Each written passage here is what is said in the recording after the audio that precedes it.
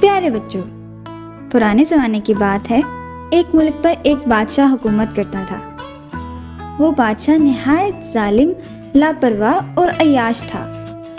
وہ ہر وقت اپنے کھیل تماشے میں لگا رہتا اور اسے عوام کے مسائل سے کوئی سروکار ہی نہیں تھا۔ ایک دن ایک جادوگر بادشاہ کے محل آیا اور اس نے بادشاہ کو اپنا جادو دکھانے کی اجازت چاہی۔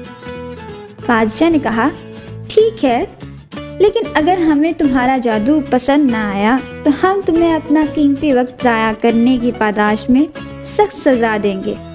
جادوگر نے بادشاہ کی یہ شرط منظور کر لی اور کہا کہ اگر بادشاہ سلامت کو میرا جادو پسند آ گیا تو انہیں بھی میرا منہ مانگا انعام دینا ہوگا۔ بادشاہ نے کہا، ہمیں منظور ہے۔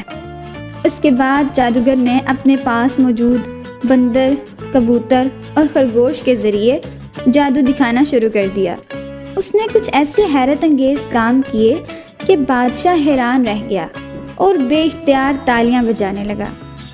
جب جادوگر اپنا جادو ختم کر چکا تو بادشاہ نے کہا، تم نے ہمیں خوش کیا ہے، بتاؤ کیا مانگتے ہو؟ جادوگر نے کہا، مجھے کچھ زیادہ نہیں چاہیے، بس آپ اپنا سب سے چہیتا وزیر ٹنڈو خان میرے ساتھ بھیج دیجئے، میں اس کو ایک سفر پر اپنے ساتھ لے کر جانا چاہتا ہوں۔ بادشاہ نے دلچسپی سے کہا، لیکن ٹنڈو خان ہی کیوں؟ ہم تو تمہاری طرف سے مال و دولت طلب کرنے کی توقع کر رہے تھے۔ حضور والا، مجھے مال و دولت سے کوئی دلچسپی نہیں، میں لوگوں کو ہنسانے اور خوش کرنے کے لیے سارے کام کرتا ہوں۔ بادشاہ بہت متاثر ہوا اور اس نے اپنے وزیر ٹنڈو خان کو جادوگر کے ساتھ جانے کا حکم دیا۔ اب ٹنڈو خان ایک ٹکلا وزیر تھا، وہ بھی بادشاہ کی طرح مغرور، ظالم اور عوام دشمن شخص تھا۔ وہ جادوگر کے ساتھ جانا تو نہیں چاہتا تھا، لیکن اس میں بادشاہ کی حکم عدولی کی جرت بھی نہیں تھی۔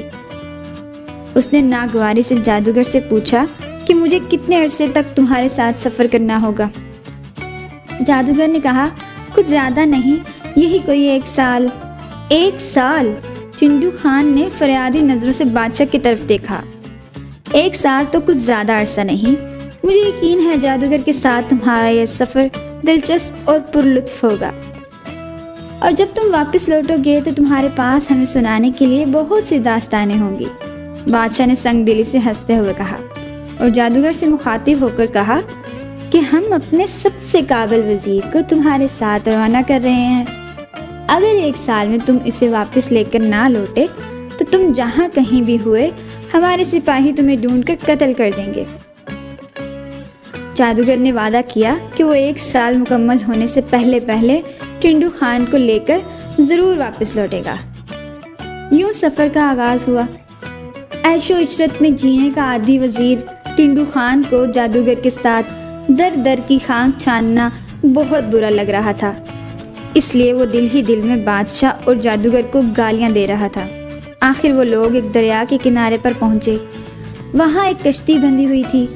جادوگر نے اسے کھولا اور ٹنڈو خان سمیت کشتی میں سوار ہو گیا۔ جب وہ دریا کے وسط میں پہنچے تو جادوگر نے ٹنڈو خان سے کہا، تم نے اپنے ہمسایوں، ارد گرد کے لوگوں اور رعایا پر بہت ظلم کیے ہیں، تمہیں اس کی سزا ملنی چاہیے۔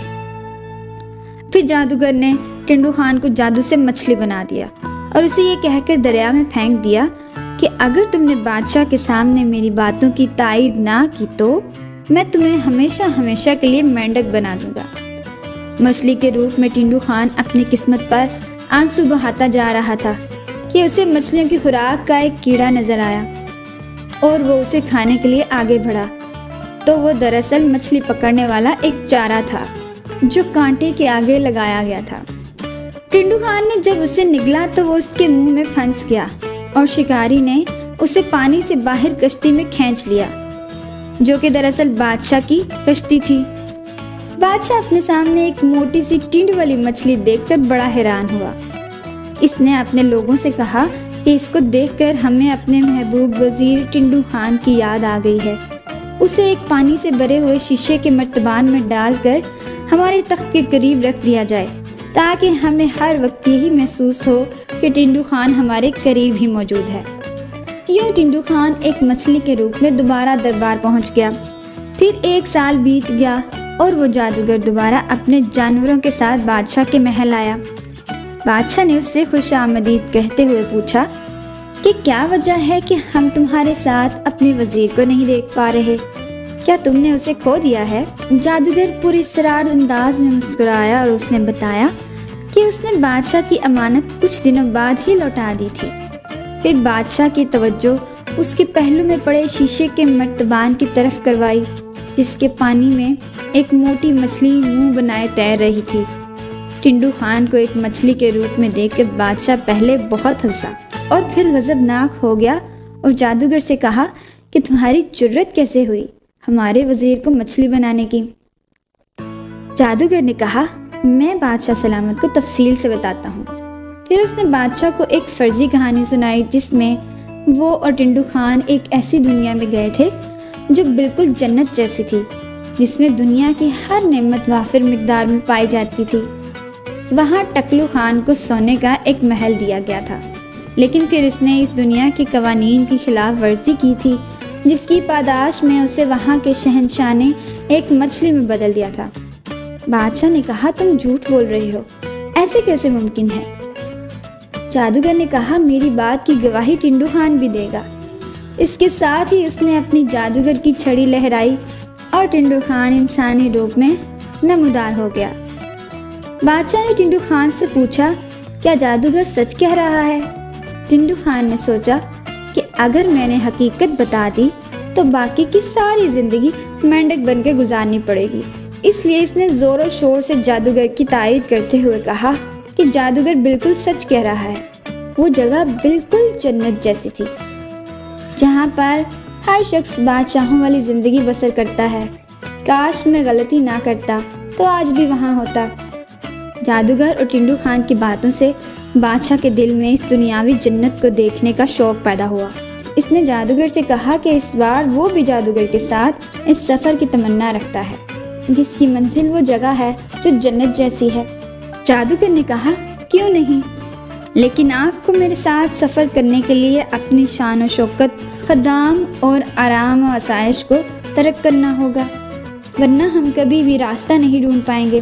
بادشاہ آمادہ ہو جاتا ہے، وہ حکومت کا انتظام و انصرام چلانے کے لیے اپنا نائب مقرر کرتا ہے اور جادوگر کے ساتھ سفر پر روانہ ہو جاتا ہے۔ شام کو وہ لوگ ایک بستی میں پہنچے جہاں ہر طرف بھوک، مفلسی اور قحط نے ڈیرے ڈال رکھے تھے۔ ان لوگوں کے پاس کھانے کے لیے کوئی ایسی چیز نہیں تھی جس سے وہ جادوگر اور بادشاہ کی تواضع کر سکتے، جو عام لوگوں کے بھیس میں تھا۔ جادوگر نے بادشاہ سے کہا وہ لوگوں سے پوچھے کہ وہ اتنے بدحال کیوں ہیں، تو بستی کے لوگوں نے بتایا کہ زیادہ تر زمین جو بادشاہ کی ملکیت ہے وہ بنجر پڑی ہے۔ اگر حکومت انہیں وہ زمین کاشتکاری کے لیے عنایت کر دے تو اس سے نہ صرف ان کی غربت دور ہو سکتی ہے بلکہ بادشاہ کی آمدن میں بھی بے پناہ اضافہ ہو سکتا ہے۔ اگلے دن وہ ایک نئی بستی میں ایک ایسی بوڑھی عورت کے مہمان بنے جس کا اکلوتا بیٹا کئی سال سے بیمار اور معذور تھا۔ اس نے جادوگر اور بادشاہ کو بتایا کہ وہ دن رات بادشاہ کو بد دعائیں دیتی ہے، جس نے اس ملک میں کوئی ہسپتال ہی نہیں بنایا۔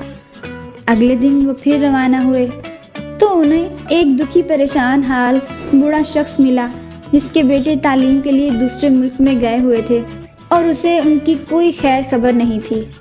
وہ آگے بڑھے تو سامنے دریا تھا جس سے عبور کرنے کے لیے کوئی پل یا کشتی نہیں تھی۔ جادوگر نے بادشاہ سے کہا لوگوں کو امن و امان مہیا کرنا، صحت، تعلیم اور روزگار کے مواقع مہیا کرنا بادشاہ کی بنیادی ذمہ داری ہے۔